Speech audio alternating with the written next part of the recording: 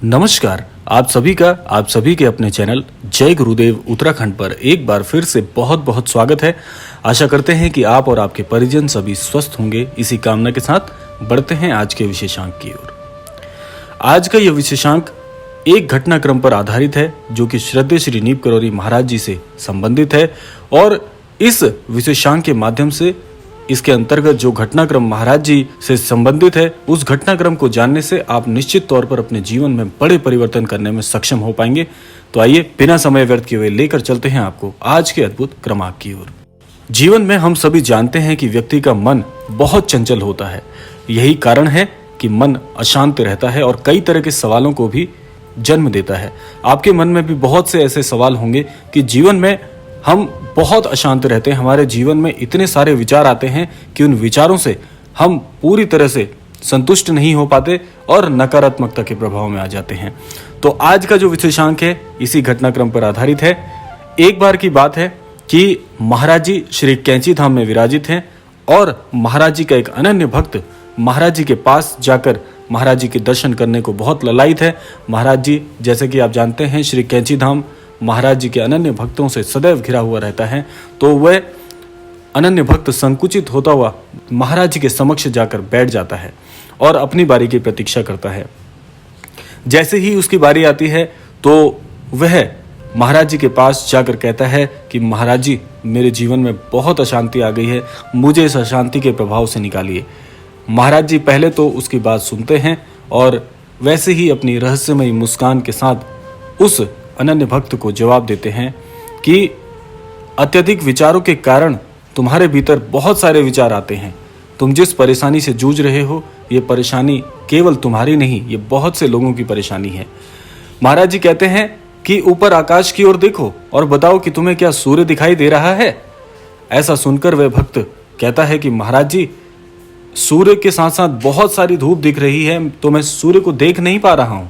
ऐसा कहकर महाराज जी उस भक्त को कहते हैं कि अगर तुम लगातार धूप में खड़े रहोगे तब क्या होगा। वह कहता है कि मुझे तो अत्यधिक गर्मी लगेगी।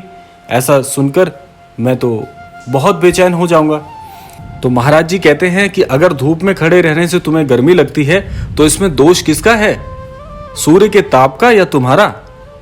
तो वह भक्त कुछ सोचने के बाद कहता है कि महाराज जी आप ही बताइए। महाराज जी कहते हैं कि सूर्य का काम है ताप देना और ताप का काम है गर्मी लगना। ऐसे में दोष तुम्हारा ही है कि तुम धूप में जाकर खड़े हुए जिससे कि तुम्हें गर्मी लगी।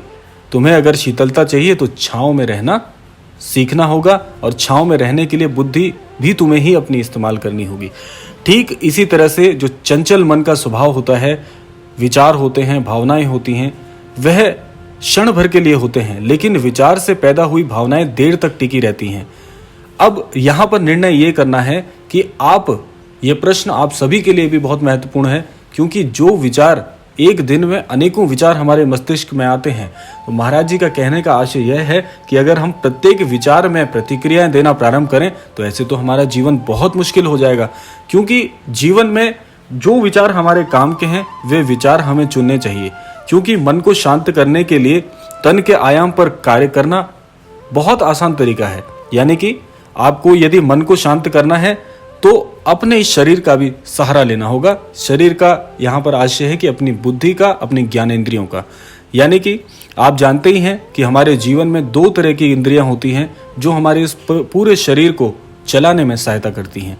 जैसे कि कर्मेंद्रियां जो कर्म के लिए होती हैं और ज्ञानेंद्रियां जो ज्ञान से जुड़ी होती हैं। इससे हम अपनी संवेदनशीलता को बढ़ा सकते हैं।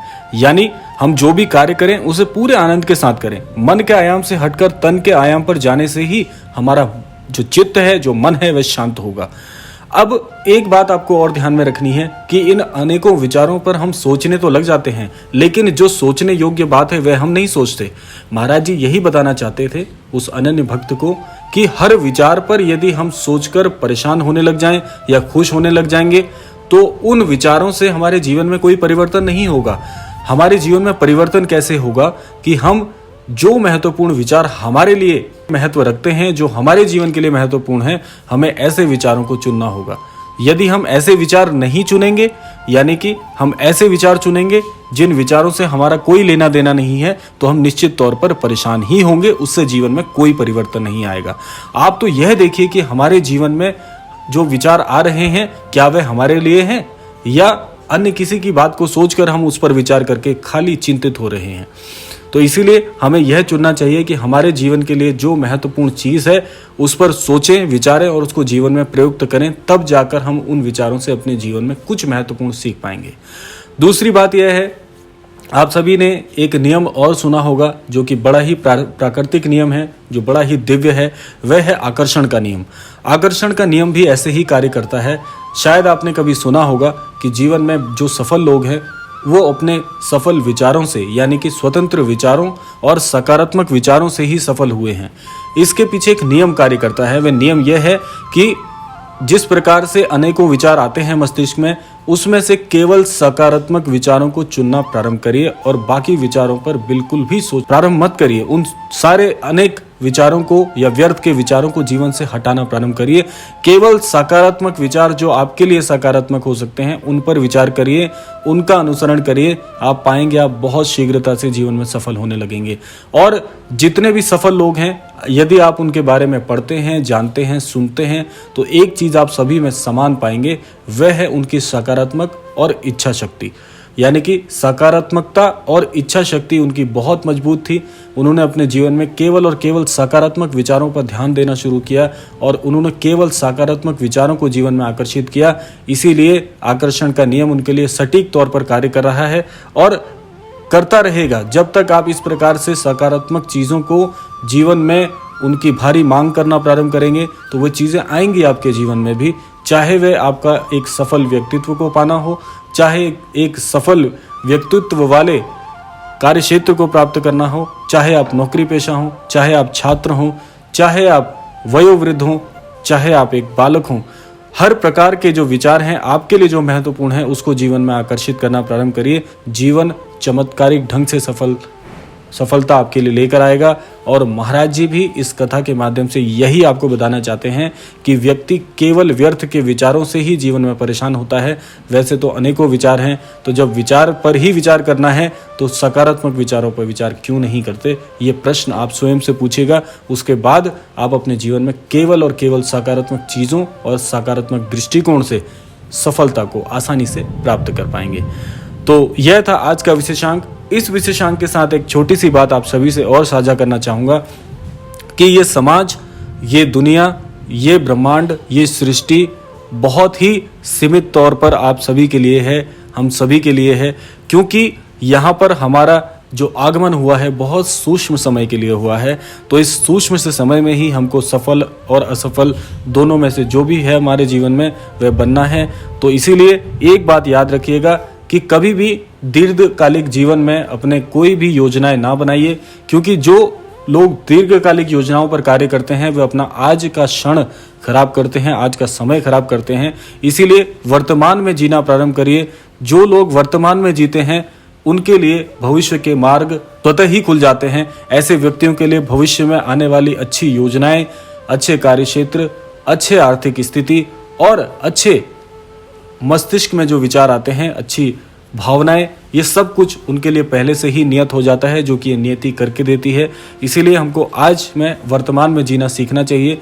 जो लोग वर्तमान में जीते हैं ईश्वर उनका सदैव साथ देते हैं। कारण यह है क्योंकि ईश्वर उस भक्त से सदैव प्रसन्न रहते हैं। ईश्वर यह सोचते हैं कि ये भक्त कभी भी आगे की योजनाएं नहीं बनाता।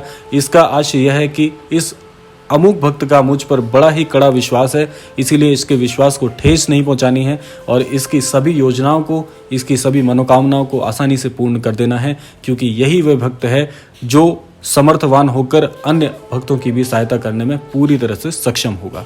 तो ये एक छोटा सा नियम है सृष्टि का जो आपके साथ साझा किया। अवश्य ही इस नियम से आपको भी बहुत लाभ पहुंचेगा। इसी कामना के साथ विदा लेने का भी समय आ गया है। तो कैसी लगी आपको आज की कथा, कैसा लगा आपको आज का वृतांत, अवश्य बताइएगा। अब समय है प्रार्थना का, तो इस क्रमांक से मैं यही प्रार्थना करना चाहूंगा कि महाराज जी सभी की मनोकामना पूर्ण करें, सभी को आस्थावान बनाएं और इस संपूर्ण सृष्टि का कल्याण हो। इसी कामना के साथ विदा लेते हैं। मिलते हैं अगले क्रमांक में। तब तक के लिए जय श्री राम, जय गुरुदेव, जय उत्तराखंड।